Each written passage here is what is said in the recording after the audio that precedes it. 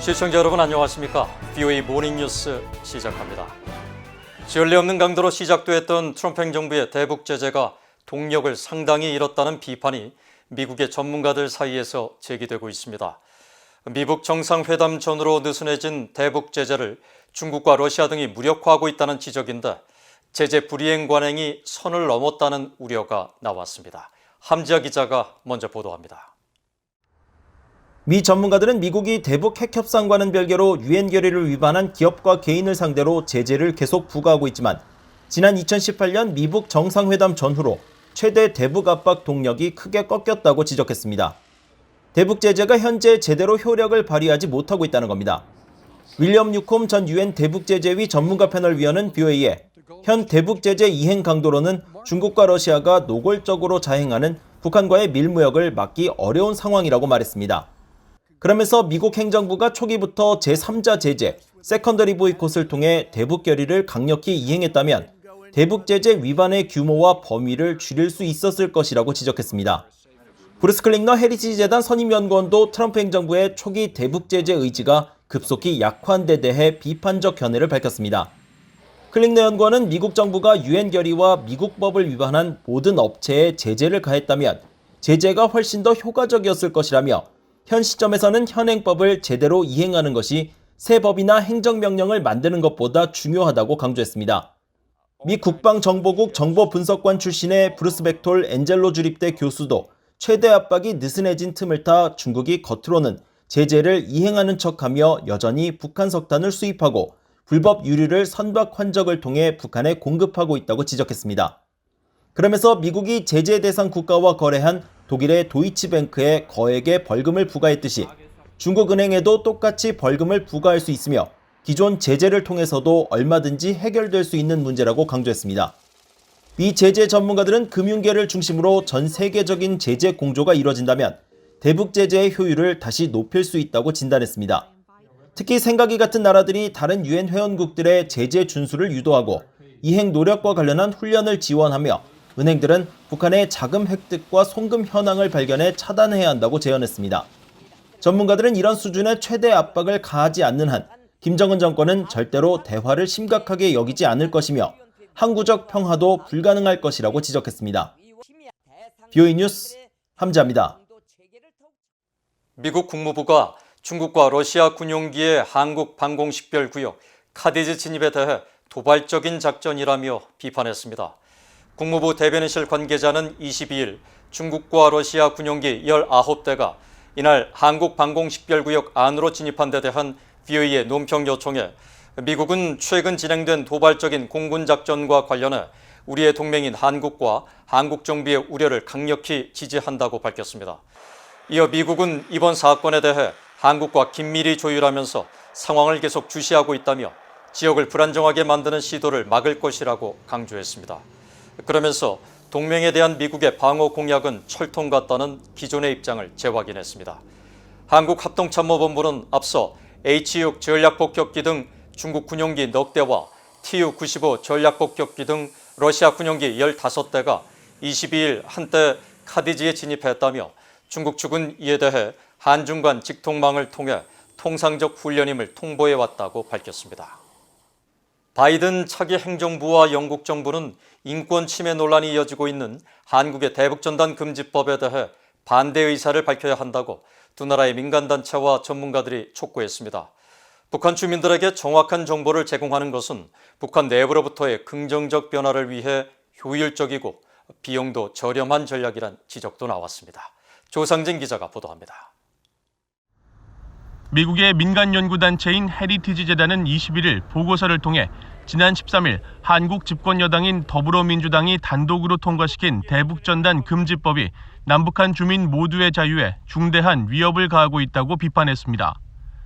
보고서는 대북전단 금지법이 한국 내 북한 인권단체들의 표현의 자유를 위축시키고 북한 내부의 정보 접근에도 악영향을 미칠 것이라며 특히 북한 정권의 요구에 굴복한 듯한 모습은 한국에 영향력을 행사할 수 있다는 잘못된 메시지를 북한에 줄 수 있다고 우려했습니다.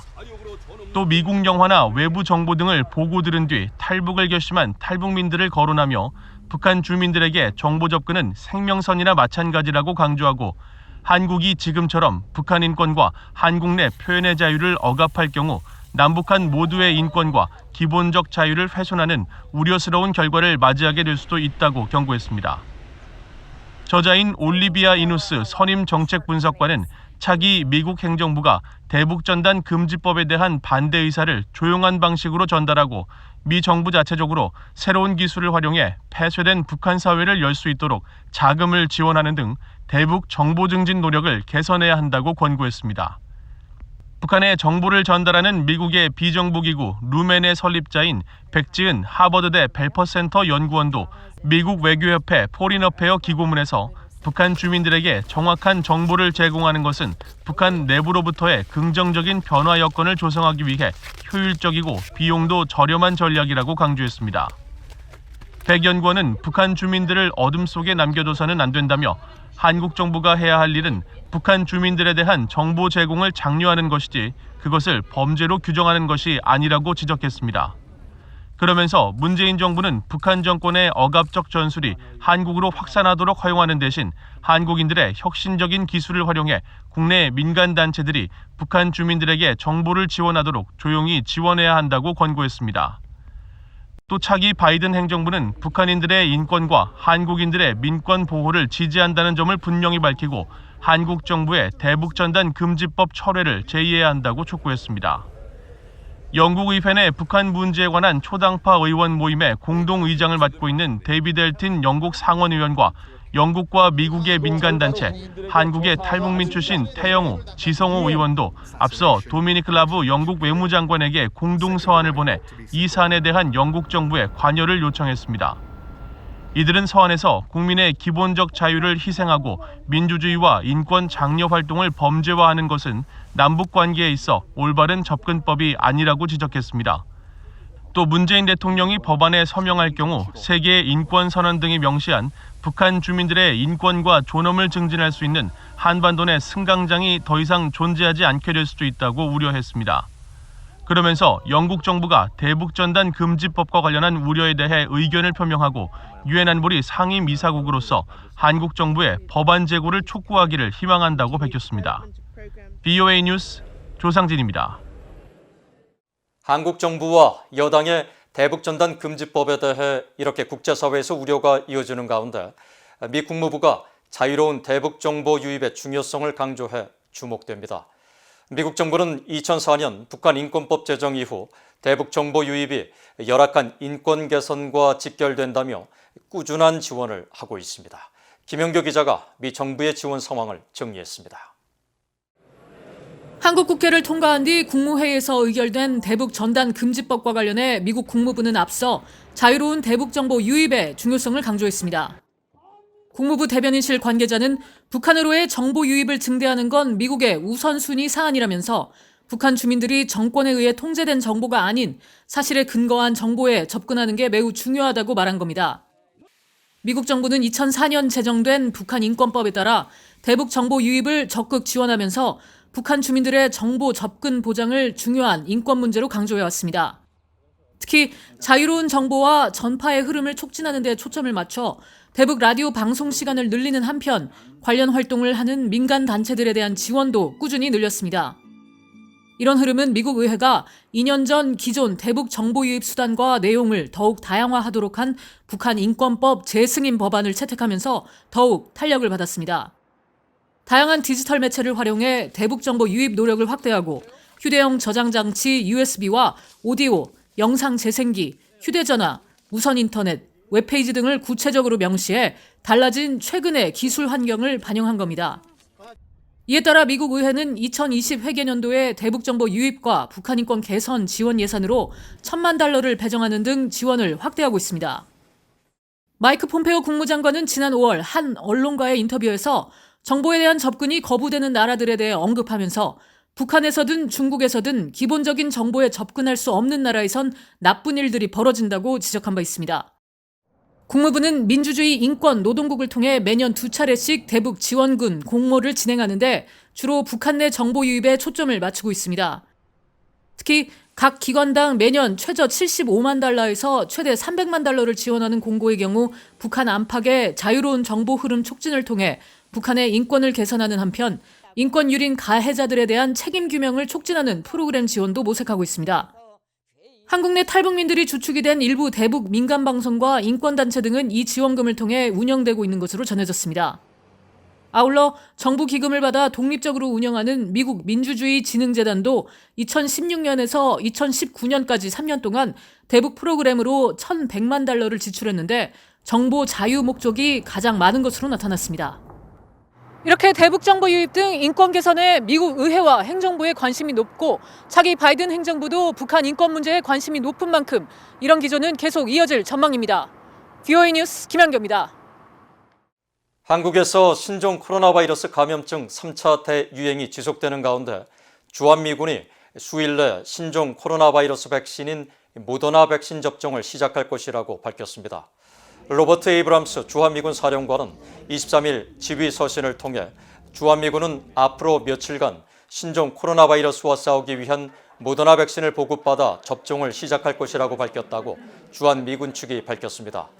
에이브람스 사령관은 서신에서 초기 접종은 미국 국방부 지침에 따라 의료진과 필수 인력에 국한될 것이며 향후 모든 주한미군 구성원에게 접종할 추가 백신이 도착할 것이라면서 백신은 상시 전투준비 태세 강화를 위한 또 다른 수단이라고 강조했습니다. 미국 국방부는 앞서 주한미군 백신 접종이 경기도 평택의 캠프 험프린스 내 군병원에서 이뤄질 예정이며 백신 초기 물량 4만 4천 회분을 미국 본토와 한국 등 해외 군사기지 16곳에 보급할 예정이라고 밝힌 바 있습니다. 한국 국민의 절반 이상은 향후 북핵 문제에 실질적 진전이 있을 경우에만 바이든 미 차기 행정부가 북한과 정상 간 대화에 나서야 한다고 생각하는 것으로 나타났습니다.